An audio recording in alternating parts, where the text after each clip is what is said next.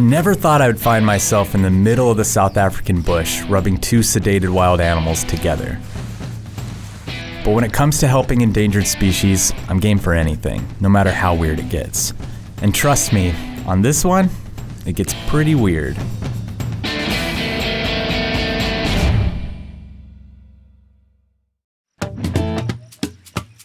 My name is Wes Larson, and I'm a wildlife biologist.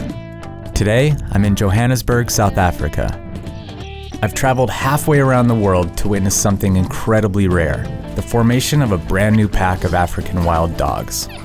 From what I've heard, it's not going to be easy, but it's critical for the survival of this endangered species. Hi, Wes. Hey, Cole. Welcome to South Africa. Thank you. Cole du Plessis works for the Endangered Wildlife Trust, an organization that has protected wild animals in South Africa for almost 50 years. Cole's job is to monitor and grow the wild dog population in South Africa. We're doing a lot of driving today, right? A lot of driving, yeah. Wait, it's opposite here, isn't it? Yeah.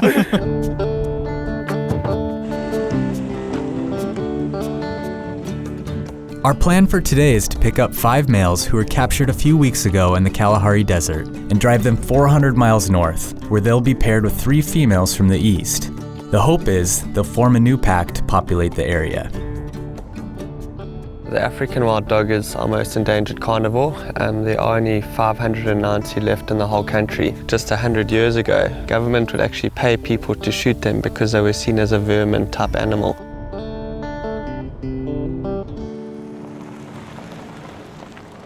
Okay guys, so our objective now is to make sure that these males in the new pack are doing okay, because we should be able to see them.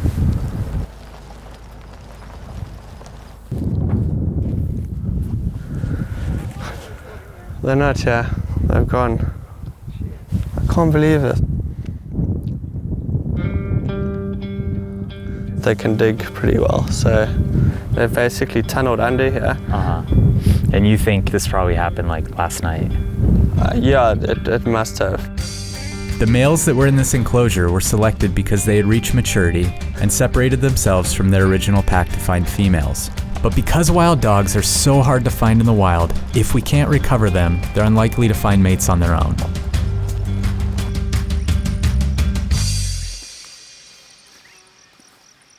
And then, after nearly 5 hours of searching, reinforcements from the reserve's wildlife management team arrive with some much-needed information.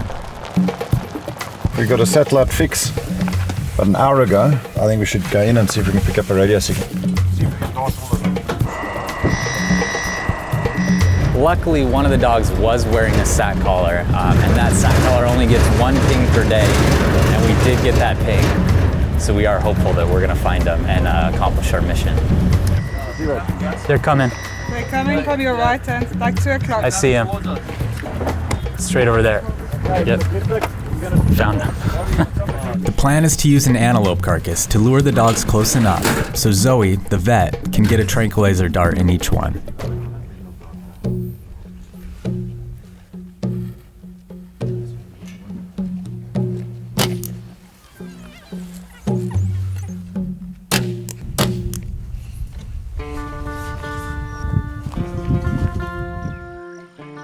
After the dogs are sedated, I'm asked to help gather them up.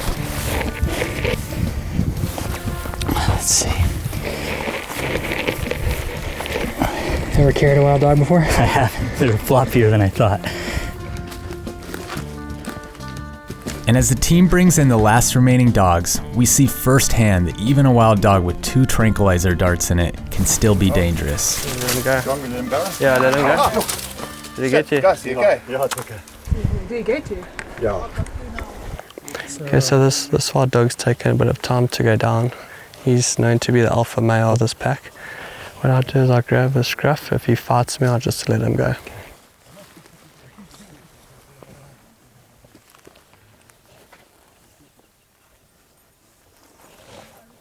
You got him?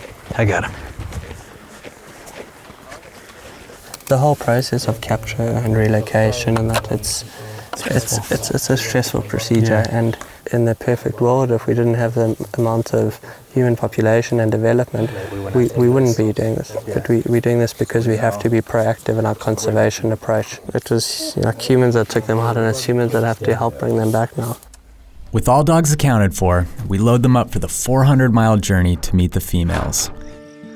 If all goes well, by morning, we'll be witnessing the creation of a brand new pack of wild dogs.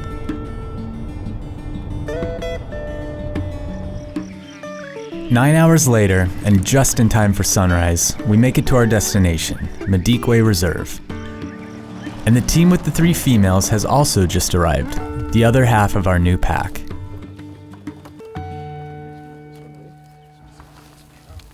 Now it's time for the last and strangest step in creating the new pack.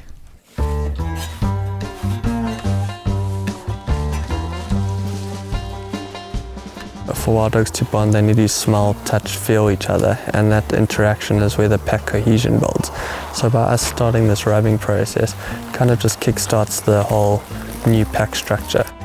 So when they wake up and they've already been rubbed together, they've already started that bonding. Exactly. They don't even know it. Yeah. And then, things got even weirder. You want the nozzle to get right up into the bum of the female and vice versa. The more like the nose can get up into this area, the better. So don't be shy to like rub quite hard. If you just stick your finger in the bum and then rub it in their faces. Okay, good.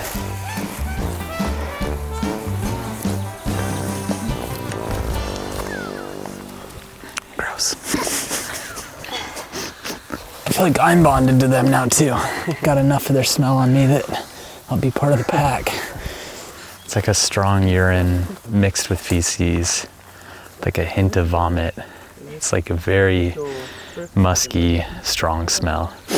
And I know I'm gonna be smelling it for days, but the key is that they smell it on each other. So that's what we're doing. With the rubbing complete, we get to watch as the dogs wake up and meet each other for the first time. In the next like 5 to 10 minutes, we should see them start to kind of wake up and twitch.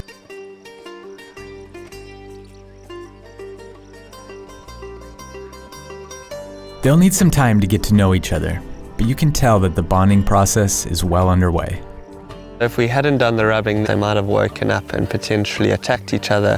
That rub down is building familiarity between them. They wake up and it's like, hey, I don't really know you quite yet, but I know you'll smile. These relocations and the capture and the bonding, it's an intensive process for them. So having them going and finding their own water, their own food, and letting them live out there as a pack is quite special. Traveling across the country and getting very close to these animals reminds me of the lengths that conservationists like Cole are willing to go to restore these populations. And that dedication is paying off. South Africa is the only place on Earth that has an upward trending wild dog population. With any luck, Cole's successful techniques will spread and help bring these misunderstood predators back from the brink.